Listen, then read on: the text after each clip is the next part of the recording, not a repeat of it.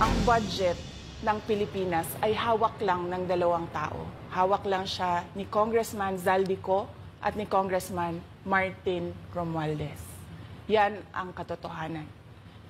Halimbawa ko dito, medyo mahaba ito, kaya pagpasensyahan mo. Ang halimbawa ko dito, sa DepEd muna tayo. Sa Department of Education, noong taong 2023, merong 5 billion na inapprove para sa classroom construction. Nagulat ako kasi merong mga lumapit na miyembro ng House na humihingi.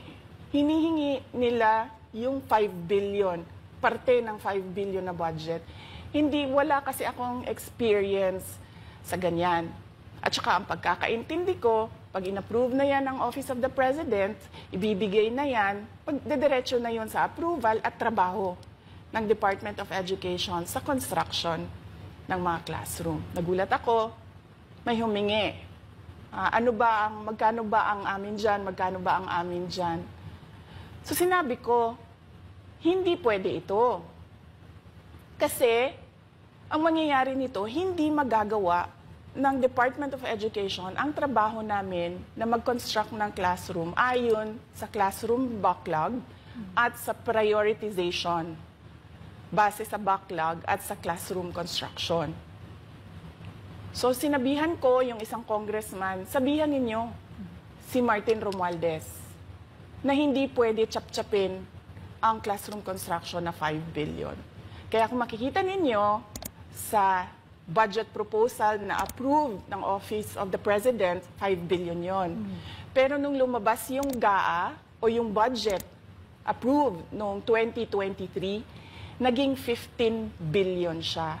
Dahil hindi nga ako pumayag na kunin yung 5 billion, dinagdagan nila ng 10 billion yung classroom construction ng Department of Education. Yung 10 billion na yon hindi kontrolado ng Department of Education.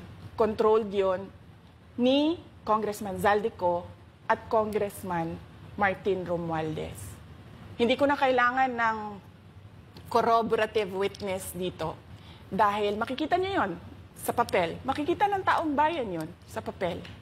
NEP, 5 billion, lumabas ang budget approved, 15 billion. So maiintindihan niyo, 'di ba? Bakit pa tayo magbo-budget hearing para sa Office of the Vice President? 2 tao lang naman ang nasusunod sa budget ng bayan natin. Halimbawa, taong 2024. Kung makikita niyo, ang approved na budget ng Office of the President para sa classroom construction ay 19 billion. Noong lumabas na ang House version ng Appropriations Bill, ay naging 24 billion ito. So, approved 19 billion, paglabas sa House, naging 24 billion.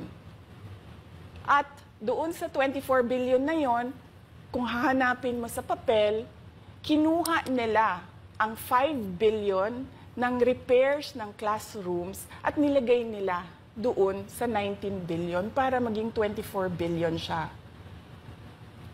So ang naiwan sa repairs, sa kawawang mga classroom, ay 1 billion.